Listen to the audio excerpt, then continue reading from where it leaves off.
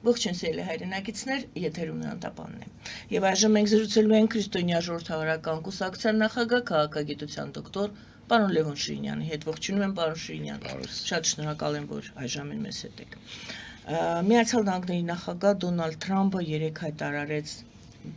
Ամերիկան վերադառնում է եւ նա ասաց սա աննախադեպ վերածնունդ է։ Ոմանք այդ վերածնունդը նա դա համարում է վերածնունդ, ոմանք ասում են դա մեծ հեղափոխություն է, որը անում է այժմ Դոնալդ Թրամփը, ոմանք էլ ասում են, որ սա պարզապես պատերազմ է։ Գուցե տնտեսական պատերազմ է, գուցե եւ քաղաքական պատերազմ է, ինչի դեմ, եւ այսպես վերածնունդ է, հեղափոխություն թե պատերազմ, այն, ինչին մենք ականատես ենք լինում։ Ավելացնեմ, որ հեղափոխություն է, բայց գեոքաղաքական հեղափոխություն է, աշխարհաքաղաքական հեղափոխություն է, որը որպես կանոն, ինչպես ամեն մի հեղափոխություն, նաեւ ցնցումներով է ուղեկցվում։ Միանշանակ է, եւ որակական հատկանիշներ են փոխվել կուտակումներ էներգիայի եւ քանակական ուժերի այն բևեռը, որ կար 10-րդ դարի, այսպես ասեմ, երկրորդ կեսերին եվրոպական կոնցերտը թվեմ երկրները, ուրեմն Անգլիա, Ֆրանսիա, Ռուսաստան, Գերմանիա կամ Պրուսիա սկզբից, Ավստրո-Հունգարիա, Ոտաբես այս կամ մնացածներ երկրորդականային, եթե ուշադիր նայեք, պետությունների հիմնական մասը մնացել է, Ամերիկայի Միացյալ Նահանգներն ավելացել են, Ավստրո-Հունգարիան չկա, այսինքն սա կոնցերտ էր կոչվում համանվագ եւ ուրեմն դա տասնամյակներ աշխատեց, որոշ ժամանակ խաղաղ, հետո հզորությունների կենտրոնները փոխվեցին ուժային բաղադրիչով, եղավ պատերազմ եւ նման բաներ։ Հիմա նայում ենք այստեղ, անշուշտ Միացյալ Նահանգները տրանսֆորմացիա են ապրում, ներքին եւ արտաքին, հետեւապես փոխվում են նաեւ զարգացման շեշտադրումները։ Արդեն ակնհայտ է մի ամսվա, ամիսու կեսվա այդ փոփոխությունները, ուղենիշների ճշգրտումները ըստ հանրապետական կուսակցության, ուրեմն բոլորովին անսովոր են մեզ համար, որտեղ աշխարհը սովոր էր հանգիստ քիչ շատ ապրելու։ Ես մեզ նկատի չունեմ, որտեղ մենք միշտ անհանգիստ ենք եղել, եւ դա Սուլթան Համիդի կոտորածներից սկսած հայությունը այդպիսի վիճակում է եղել, վերջինն էլ 23 ուրեմն 23 թվականի սեպտեմբերի 19-29-ից ստացանք այդ ամենը մեր նաեւ տգիտության համար մեր։ Հիմա ուզում եմ ասել, այս փոփոխությունները եղել են տնտեսական առումով, տեսեք ինչ է կատարվում։ Եվրոպան շատ է հզորացել, որտեղ Միացյալ Նահանգների շնորհիվ ուրեմն ռազմական ծախսերի քիչ կատարման առումով այդ պատեհառիթով ուրեմն հզորացել եւ քաղքենիացել է լավաբրուստ բոլոր իմաստներով։ Այն չեն չծավալվեն, եթե չենջերում նայենք, այդ ուրեմն դոլարի եւ եվրոյի հարաբերակցությունը նայենք, այդ փոփոխությունը, ուրեմն այդ փոփոխությունը ակնհայտ երևում է, որ Եվրոպան եվրոն բավականին հաջողությամբ մրցակից է եւ այսպիսի բաներ։ Նայեք նաեւ Ռուսաստանի ռուբլու փոխանակային արժեքը կհասկանաք նաեւ Ռուսաստանի տնտեսական քաղաքական հետեւապես նաեւ տեխնոլոգիական վիճակը եւ այսպես կարող ենք այլ երկրների օրինակներ բերել, բայց սահմանափակվենք հետեւյալով, որ ԽՍՀՄ-ի անկումը ժամանակին, որը շարունակվեց Ռուսաստանի անկումով շարունակապար, ուրեմն այն հզորության բևեռը, որ կար ԽՍՀՄ Ռուսաստանում, այդ բաղադրիչի անկումը բերեց մեծ ցնցումների, ել չեմ ասում, նաեւ ինչ որ ասեցի, նաեւ Միացյալ Նահանգների եւ Եվրոպայի պարագայում Միացյալ Եվրոպայի։ Եվ բարձ է, այստեղ ԽՍՀՄ-ի տեղը փոխվեց եւ Չինաստանը կանգնեց իր ավտորիտար ուրեմն իշխանությամբ, մոբիլիզացիոն հսկայական ուժով եւ այսպես, որի կողքից արագությամբ բարձրանում նաև Հնդկաստանը։ Ուրեմն սրանք, տեսեք, հսկայական տեղաշարժեր են, սովորական երևի թե դառնում են անկառավարելի եւ հանրապետականներն իրենց եզրակացությունն են արել։ Դրա համար էլ այդ բաները կարող են հարցանագրել։ Հիմա ես այսպես եմ հասկանում Ռուսաստանի հանդեպ ուրեմն հանրապետական կուսակցության այն վերաբերմունքը, որ ավանդական չի։ Եթե կհիշեք, հանրապետական Ռոնալդ Ռեյգանն էր ԽՍՀՄ հայտարարեց չարիքի կայսրություն, այսօր ուրեմն հանրապետական Դոնալդ Թրամփը փորձում է փրկել Ռուսաստանին, բայց չի փրկելու, որոշակի կենթանություն է տալիս, որովհետեւ հավասարակշռությունը բա այսպես որ բան անենք, ընդհանրական եթե ասենք, նորից հավասարակշռության մի վիճակ է առաջանում, հավասարակշռության կամ բալանսի մի վիճակից, մոդելից անցում է կատարում է այն մոդել, բայց ուշադիր եթե լինեք 19-րդ դարը 5-6 հզոր պետություններ, հիմա նորից 5-6 հզոր պետություններ, որտեղ Ռուսաստան անկում գնացողն է եւ տնտեսական իմաստով այլևս երբեք չի վերականգնվի։ Այստեղից է որ Միացյալ Նահանգներից թվում է մտահոգությունը, որպեսզի այդ մեծ շրխկոցներ չլինեն։ Այնպես որ իրականում դա հեղափոխությունը ես ուղղակի ասեմ դա ինչի է նման։ Դա սովորական ուրեմն այդ քանակից որակի անցման հեգելյան օրենքի շրջանակներում է պատկերը, բայց յուրահատկություն ունի։ Դա այս բերքի ներքևի եւ վերևի մասերի հարաբերակցությունն է։ Մի հեղինակի վկայակոչեմ եւ մեր հայրենագիցներին առաջարկեմ անպայման այդ հեղինակին կարդան, որը լավագույնս նկարագրում է գեոքաղաքական կամ աշխարհաքաղաքական կամ երկրաքաղաքական իրականության մեջ ուրեմն փոփոխությունը։ Ֆրանսիացի մի լավագույն գիտնական կոնսերվատոր է կարծեմ, Էմերիկ Շոբրատը գրում է, որ երկրաքաղաքական հեղափոխությունները նման են էներգիայի երկար ժամանակվա կուտակման երկրակեղևում, երբ այդ էներգիան կուտակվում է, եւ երբ որ նա կրիտիկական զանգվածը խախտում է, կուտակում է, նա երկրակեղևի թույլ գետերում ժայթքում է, որտեղ խփում դուրս է գալիս, այնտեղ որտեղ պլատֆորմների միացումներ կան, օրինակ Սպիտակի երկրաշարժը, չէ, հյուսիսից հարավ ընկնող, կարծեմ Պաղեստինի բան են, պլատֆորմ են ասում, անունը լավ չի նշում, այստեղ է։ Ուրեմն եւ այդ պլատֆորմները այստեղ կենտրոններ հաշվենք 1, 2, 5, 6, սրանք նաեւ բախվում են, վերադասավորում է լինում եւ մենք գիտենք երկրաշարժի պարակայից, որ առաջին հարվածից հետո աշխանաբար սկսում է անգում գնալ, կարգավորվել, որոշ ժամանակ դա կարող է մի տարի, 100 տարի, 1000 տարի հետո նման կուտակում չունենա եւ այլն։ Երիտասարդ հատկապես ասենք լեռնաշխարհը, ինչպեսին հայկական լեռնաշխարհը, այդ բնավորությունը հասա, այդ երկրաքաղաքական տեղաշարժն է եւ իրականում դա հեղափոխություն է։ Հիմա ի՞նչն է հարցը։ Ինձ թվում է երևույթների լավ չհասկանալուն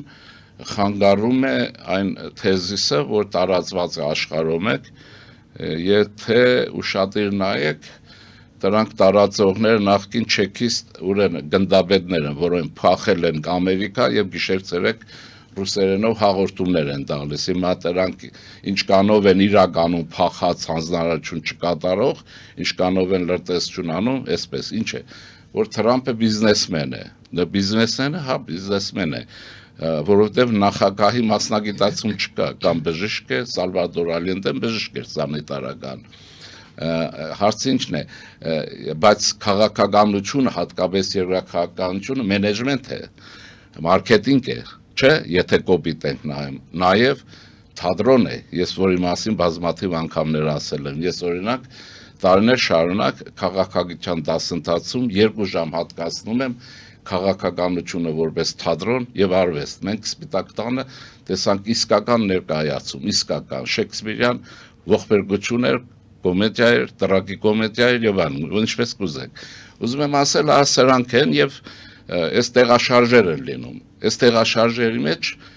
ակնհայտ է, որ Չինաստանը կայուն տեղը զբաղեցրել է։ սա մեկ պիտի արձանագրենք, Միացյալ Նահանգների մոտ տագնապ կա, որ Չինաստան տեխնոլոգիաներով հատկապես ճիշտ է, որ երրորդ աշխարհի զարգացման երրորդ աշխարհի ցուցիչներ ունի ազգաբնակչության ապրուստի եւ այլնի հարցով, բայց ինքը տեխնոլոգիաներով հուպտված կներեք բառի համար, կարծես թե Չինաստանի հետևից գալիս է եւ Միացյալ Նահանգները առաջնությունը պահելու խնդիր ունեն, ինչ որ Տրամփն անում է, այդ մեկ։ Ուրեմն Եվրամիությունը այսքան ժամանակ թաքնվել էր կամ տեղավորվել էր Միացյալ Նահանգների ուրեմն այդ միջկային հովանոցի տակ, ինչպես որ Ճապոնիան, եւ սրանք ռազմական ծախսեր չանելով շատ արագությամբ տեմպերով մոտենում են Միացյալ Նահանգներին։ Ուրեմն ես նորից ասեմ, որ չենջերում նայեք դրամի կուրսերին, դուք մենք դա որպես ջերմաչափ կհասկանանք որևէ երկրի ուրեմն ջերմության չափ։ Ռուսաստանն այսօր կարծեմ առավոտ լսեցի ռուբլին 4.8 դրամ է։ Այս արդեն դիահերձարանում է, բացի ռազմական մասը, դա չի կարող փրկվել։ Այստեղ մտահոգությունը, որ Ուկրաինայի հաշվին իբրև թե Ռուսաստանին վերև հանել, բայց կարծում եմ Տրամփը շատ լավ է հասկանում եւ մենք պետք է չմոռանանք, որ Հարվարդ եւ Կոլումբիայի համալսարան եւ այլն եւ խոշորագույն քաղաքագետներ, ստրատեգներ Միացյալ Նահանգներում են, նրանք շատ լավ հասկանում են, որ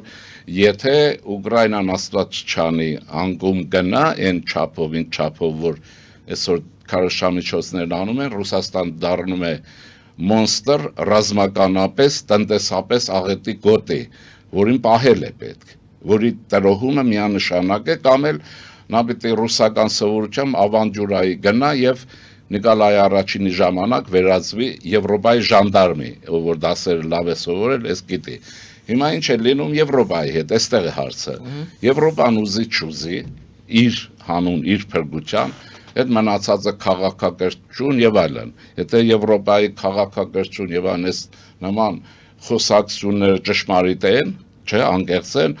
ապա ամենամեծ աղետը մինչև Ուկրաինան եղել է 23 թվականի Արցախում։ Գալադամոր Ռուսաստանի կազմակերպած, որը ադրբեջանցիների ձեռքով վերածվեց էթնիկ զդման, եւ ես իշքան փորձում եմ նույնիսկ մեր հայրենագիցներին այս հարցը տեղավորել տալ նման վերլուծությունների մեջ, նույնիսկ մեր վերլուծաբանները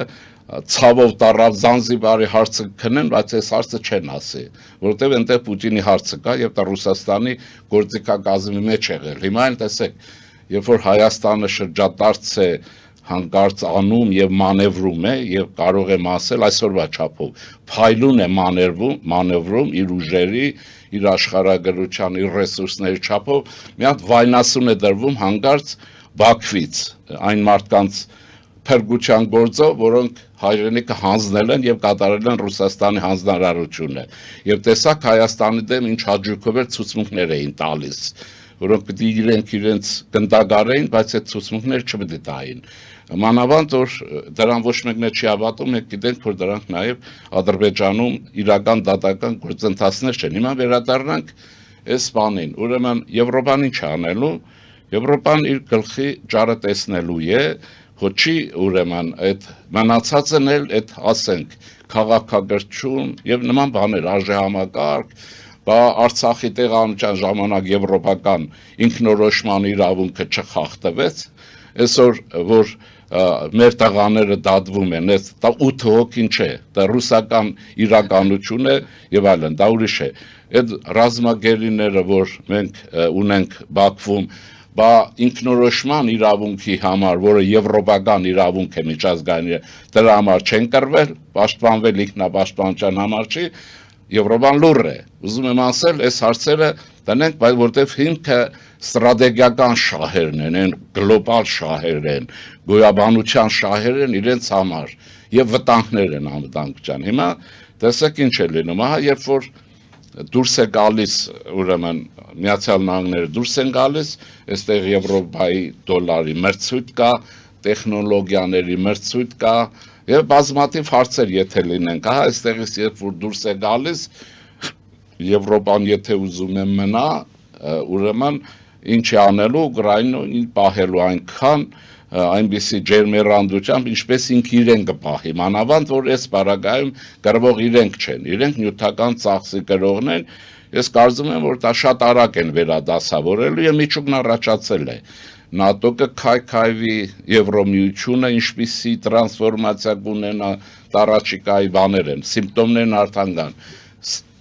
Սրանք մի բան են, Օրբանն ինչ կանի, Օրբան ինչու է գործում Ռուսաստանի օգտի, որովհետև Արևմտյան Ուկրաինան է ուզում, այնտեղ բանի Ավստրո-Հունգարիայի մասեր կան, այստեղ չեմ ուզում այդ բաների մեջ ընկնեմ, թող ես չհուշեմ դրանք։ Հասկանում եք ոնց է, հա, այստեղը որ նա հետևողականորեն Բաքվի ֆաշիստների եւ ռուս ռաշիստների հետ է,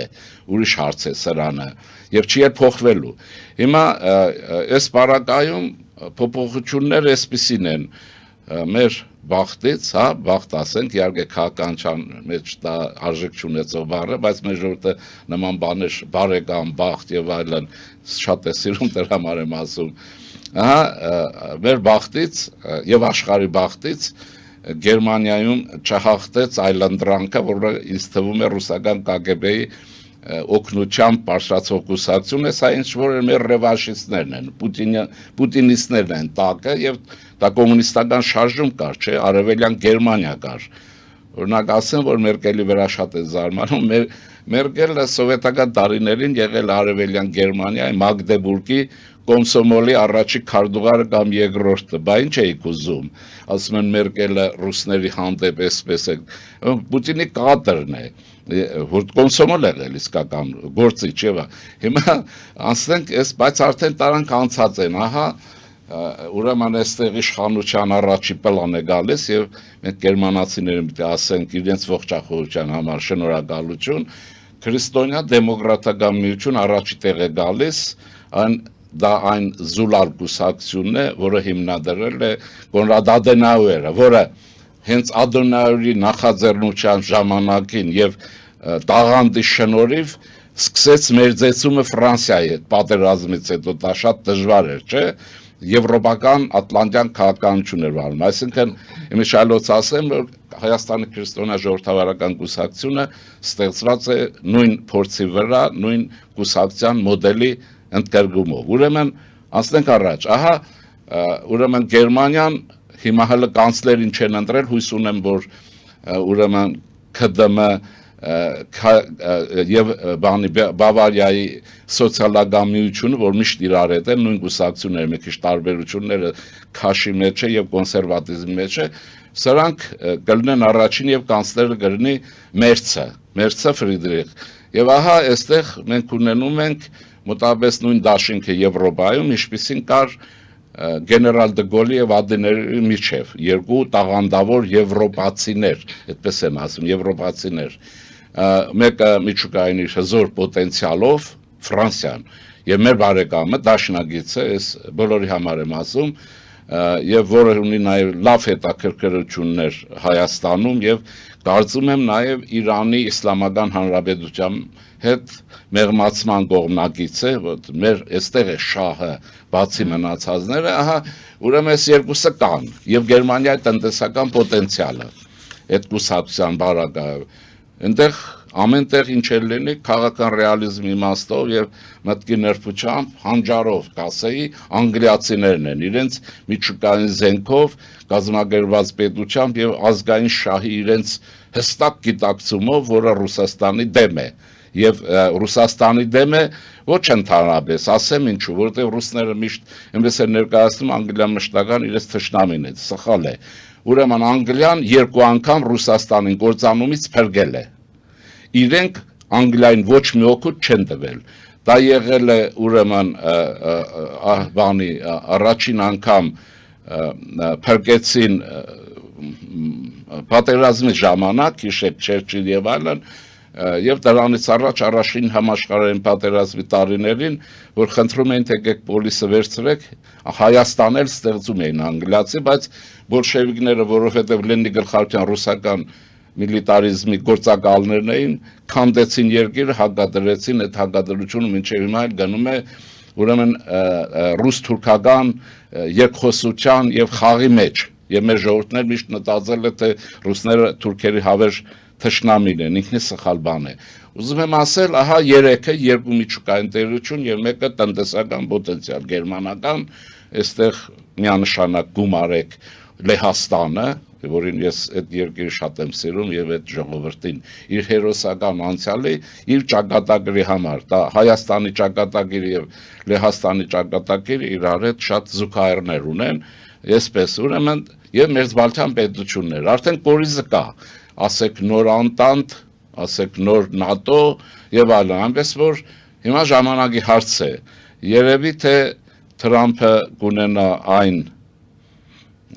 քաղաքական ռեալիզմը, որ հանրապետականներին է ուրեմն հատուկ այդ գործընթացները կդանդաղեցնի մինչև Եվրոպան կզինվի։ Հիմա շատ վախենալու բան չկա, իհարկե խնդրեմ կա, ըստ փորձագետների ուկրաինական բանակը կես տարվա զինամթերք ունի, այսինքն կգռվի մինչև արյան վերջին կաթիլը մինչև Ռուսաստան արնակամ գան, իսկ ռուսներին չեն շտաբում հարցը։ Ես ասեմ, որ տնտեսական պոտենցիալը ոչնչացված է, բացի ռազմաարդյունաբերությունը, աճ չունի եւ այլն, Պուտինը շտաբում է խաղաղության պայմանագիր կնքել, Սպիտակ տանը սա շատ ուրեմն լավ պետք է հասկանան, որովհետեւ մինչև շնչայց լինելը պայմանագիրը ուրեմն Ուկրաինայի հետ արդեն կնքած լինի։ Բարձ է։ Ուրեմն այս հարաբերությունների մեջ է ձեր հարցը, իհարկե սա հեղափոխություն է, ուրիշ կերպ չի կարող լինել, ասեմ նաև որ այդ հանքերի, մետաղների այդ բլեֆը խոշոր համաշխարհային բլեֆ է, ոչ Ուկրաինայում կա այդ հանքերի այդպիսի պաշար, ոչ է Ռուսաստանում։ Ուրեմն դա մի քիչ բան ունի մեջ է։ Նախ եթե կա էլ արդյունահանման ինքնարժեք այնքան է բարձր, որ ոչ մեկը փող չի դնի, որ բան անի։ Բայց ուրիշ բան կա, որ Թրամփ խնդիր ունի իր խոստումները իր ընտրողներին ներկայացնելու Ամերիկան եւ այլն։ Արդեն սա քարոզչական ոլորտն է, արդեն քաղաքական բլեֆի ոլորտն է, որ միշտ էլ ուղեկցում է խոշոր տեղաշարժերին։ Հիմա խնդիրն ինչ է։ Մենք ես ասեմ, որ մեր ժողովուրդը պիտի իմանա, որ մեր իշխանությունները մեր ասեմ ռեսուրսի պայմաններում լավագույնս մանևրում են։ Ինչքան որ հնարավորություն ունենք, դա պետք է նկատի ունենալ, որտեղ մեր պոտենցիալն չի եւ հեռու է մնում արգածախնդրությունից, սա շատ լավ է եւ նկատելի է, որ իշխանության մեջ կան մարդիկ, որ բալանսը լավ են կարողանում հաշվել։ Հիմա դա երկրորդ մասը, անշուշտ մենք հասցրել ենք քաղաքականությունը դիվերսիֆիկացնել, ասեմ այստեղ մի հայերեն բառ եմ օգտագործելու, որ ես առաջարկում եմ օգտագործել այդ կոմպլեմենտարը զուգադրման, մենք հակադրման քաղաքականություն չենք վարում, նույնիսկ Ռուսաստանի հետ։ Զուգադրման քաղաքականությունը արդյունք է տալիս տարբեր ուժերի,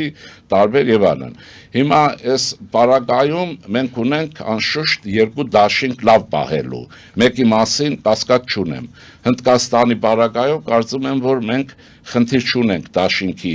վտանգ չկա։ Նու դաշինք ասենք, իհարկե դրանք դաշինքներ չեն են իմաստով փաստաթղթերով, եւ ես առաջարկ ունեմ, պնդում եմ արդեն քանի ամիս է, որ Հայաստանի Հանրապետությունը գուցե եւ մի պատվիրակություն պիտի ուղարկի Հնդկաստան, տեղում տնտեսությունն ուսումնասիրելու,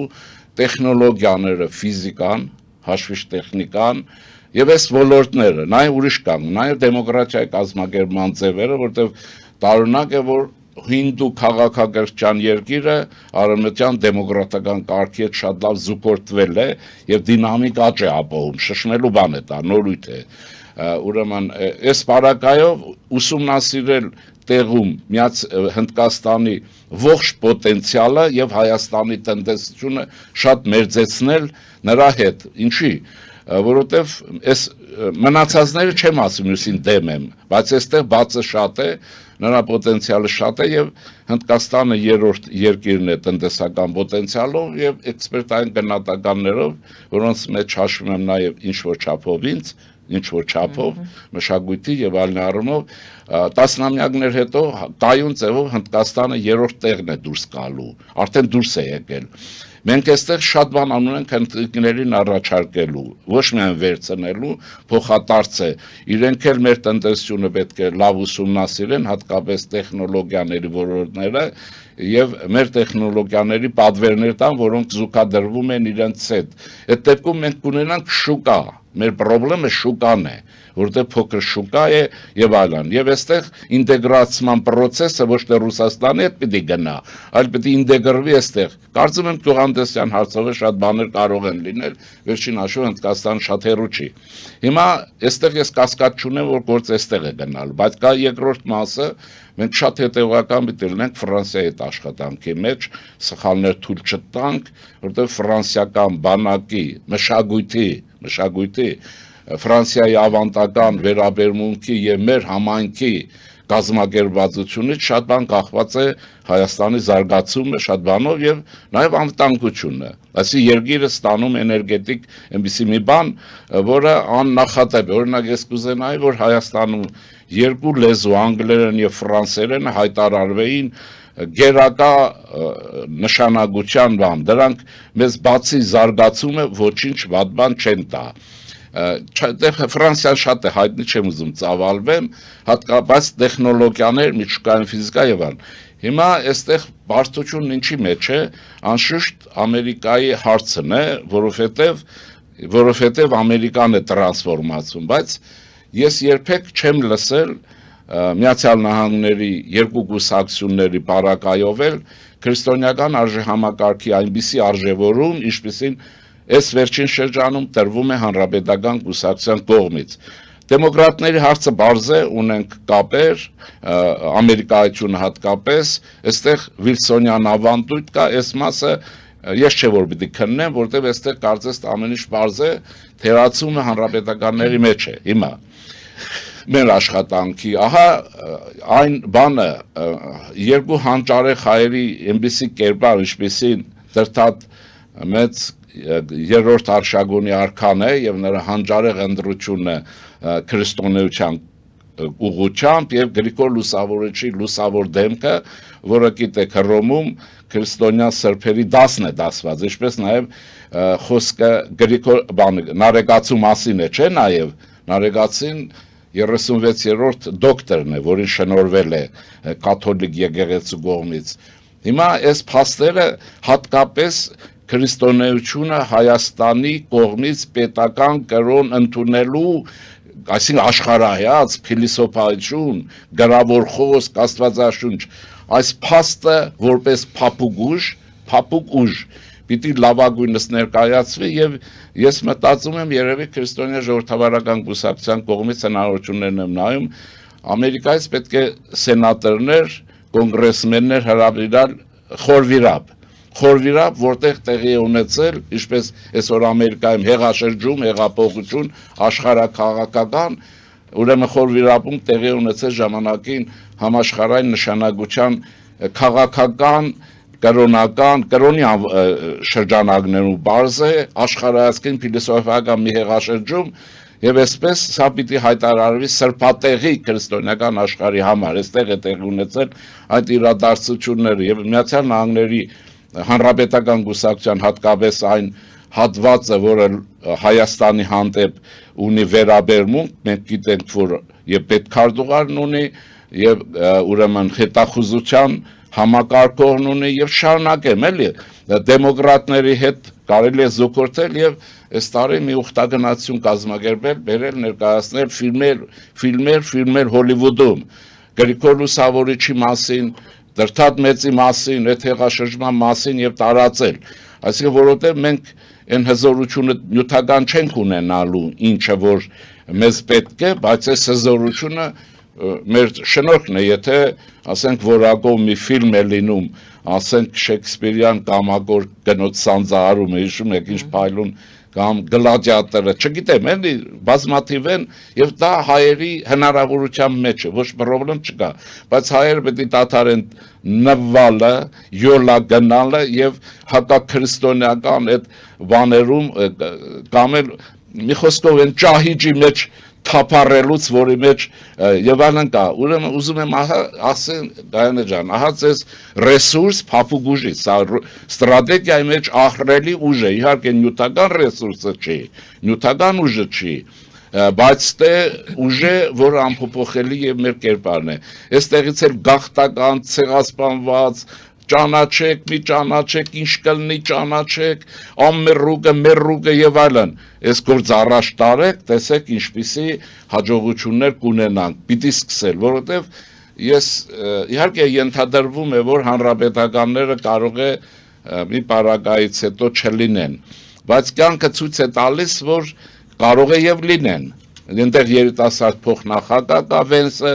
բարձր որ նրան հիմա պատրաստում են նախագահի հաջորդ տեխնացուի համար, բնական բան է, կամ էլ կարծում եմ նրան, եւ ես քանի օրներ որ Վենսը կաթոլիկների ճաշկերույթի մասնակցեց եւ ճառ ասեց քրիստոնեական արժեքների, քրիստոնյա ժողովուրդներին պաշտպանելու, փոքրամասնություններին նաեւ պաշտպանելու եւ այլնի պարագայվ։ Այստեղից է թե ինչու ապշերոնի եզը լեզուն կապառած նույն ձևով չի հոխորտում, ինչ որ հոխորտում էր։ Բարձ է, այսինքն ինչ ասեմ այստեղ, պետք է նայել բոլոր հնարավորություններն օգտագործել, անշուշտ նաև Ուկրաինայից շատ բան է կախված, բայց այստեղ էլ եվրոպացիներին պետք է ասել շտապեք, ժամանակը ձեզ չի սպասում, որովհետև միջուկը կա, ՆԱՏՕ կլինի, չի լինի, իհարկե շատ լավ է, որ կարծեմ ստարմեր եւ ուրեմն Մակրոնը որոշել են նորից ազդել Թրամփի վրա, որ այդ դուրս գալը չլինի կատաստրոֆիկ, լինի երևի թե հավասարակշռության որոնում, պատրաստ են նաև ծախսերի մեծացման եւ այլն։ Ուրեմն այս բոլոր իրենց գործն է եւ կանեն։ Ուկրաինայի բարակայով ասեմ, այնպիսի վիճակ է, կարծես Ուկրաինան չկա։ Ես բոլորին ուզում եմ ասել 1000% մեջ ճշմարտություն։ Ուկրաինան այս տարիներին ստեղծել է ռազմաարդյունաբերական կոմպլեքս, ունի թռչող սարքերի լավագույն արտադրություն եւ կատարյալ։ Չէ, վերջերս Ուֆայի նավթագործարանը խփեցին։ Պատկերացնում եք, քարտեզը նայեք, որտեղ է, որտեղից Եվ վերջին հաղորդագրություններն եկա բալիստիկ հրթիռների սիստեմ բուգը սովետական հայտնի, որոնք պրոբլեմ ունեին, բուգի արտադրություն ունեն կամ բուգի պրոբլեմ չունեն։ Այսը ռուսները կստանան իրենցը 100% է։ Դրա համար այս ֆաշիզմը ոսկե հորդայի արշավը պիտի կանգնեցնել եւ կկանգնի։ Հիմա մնացածն էլ այսպես պիտի աշխատել, ստեղծել, բայց ինչ երկրի քաղաքական համակարգը մեր պիտի արդիականացնել, ես առաջարկ ունեմ, Հայաստանը պիտի դարձնել կանցլերական դեմոկրատիայի մոդելի պետություն, դա շատ արդյունավետ կազմակերպված պետություն է դեմոկրատական բարձիկների վրա, այդպես արեցին հատկապես 45 թվականից հետո գերմանացիներ Ադենաուերի առաջարկներ կարծեմ, որ այդ կանցլերական դեմոկրատիա, որտեղ կենտրոնական ֆիգուրան կանցլերն ունի ճկուն կազմակերպված ապարատ աշխատանքի իրավասություններ եւ այլն։ Եվ երկրորդը պիտի մեր ժողովրդի համար արդարությունն ապահովել, մոնոպոլիաներ եւ այլն, որոնք տնտեսությանը խանգարում են, այդ բաներ բոլորը պիտի ջախջախել, ոչնչացնել։ Իսկ այդ Ղարաբաղյան կլանի պարագլուխներին էլ պիտի մեկուսացնել, որտեղ այսպես չի հասարակությունը հուսալքվում է, չի հասկանում, թե սրանք այս ինչ արտոնություններ ունեն, գիշեր ցերեկ երկիրը տարբեր առիթներով, իհարկե պարզ է, որ Ռուսաստանի պատվերն է, նաև իրենց շահն է, այսպես շարունակեն։ Ուզում եմ ասել, մնացածն էլ աշխարհը Տիտանիկը շարժում է Ատլանտյան օվկիանոսով, դա երկիր մոլորակն է, մենք դրա վրա ենք, բայց մենք մի սովորություն պետք է ունենանք։ Սրանից հետո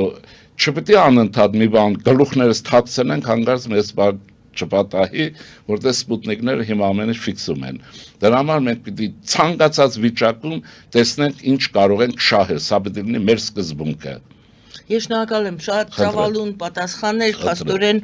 նոր քաղաքական իրավիճակ է աշխարհում եւ դուք փորձեցիք ներկայացնել, թե այս ժամանակահատվածում ինչ կարող է եւ պետք է անի Հայաստանը, ընդ որում տարբեր ուղղություններ ցույց տվեցիք եւ քաղաքական ցույց տվեցիք եւ տնտեսական փափուկուշ, մշակույթ եւ այլն։ Ես շատ շնորհակալ եմ։ Մի բան էլ ասել, եթե թույլ տաք, քանի որ ասացեք, առիթից օգտվեմ։ Մեր հետազոտողների համար եմ ասում, ովքեր կրթություն ունեն, այս ֆոկուսնիկների համար չեմ ասում, որ ուրիշի համար երկիրը պղտորում են գիշեր-ցերեկ ամեն առթով։ Գեոպոլիտիկան ակնհայտորեն տեղափոխում է գեոէկոնոմիկայի ոլորտ։ Տեսեք, Թրամփի պահանջները ոչ թե ես ձեզ կխփեմ, ես ձեզ ոչ կճասեմ, այլ դոլարներս տվեք, դոլարները վերցրեք, հանքարդյունաբերություն եւ այլն։ Սրա օրինաչափությունն է, այսինքն տնտեսության զարգացում աշխարհագրական գործոնի վերած յուրահատկություններով, գեոէկոնոմիկան է, որտեղ մարդիկ գեոպոլիտիկա եւ այլն, դա ուրիշ ստրատեգիայի ոլորտ է եւ այլն, այստեղ ստրատեգիան տեղափոխում է տնտեսական Եվ զարգացման։ զենքն է դառնում տնտեսությունը։ Իհարկե, ունեցածոր տնտեսություն կունենաս բանակ, եթե զոր Ոչ տնտեսություն միայն ուղիղ նպատակով տնտեսությունը որպես զենք է զենք է օգտագործվում։ օգտագործում եւ տեխնոլոգիաներ։ Մենք ունենք պիտի ամեն կերպ կառավարությունը խրախուսի տեխնոլոգիաների զարգացումը, որովհետեւ տեխնոլոգիաները փող են բերում ավելի արագ, քան մնացածը։ Այսպես եւ նաեւ քիմիան, ես վերջերս հրապարակվել է լավ բաներ կան, կարծեմ տեխնոլոգիայի նախարարությունը որ ուղղություններն է գերակա հայտարարել, բայց ես այնտեղ քիմիայի մաս չտեսա եւ ուզում եմ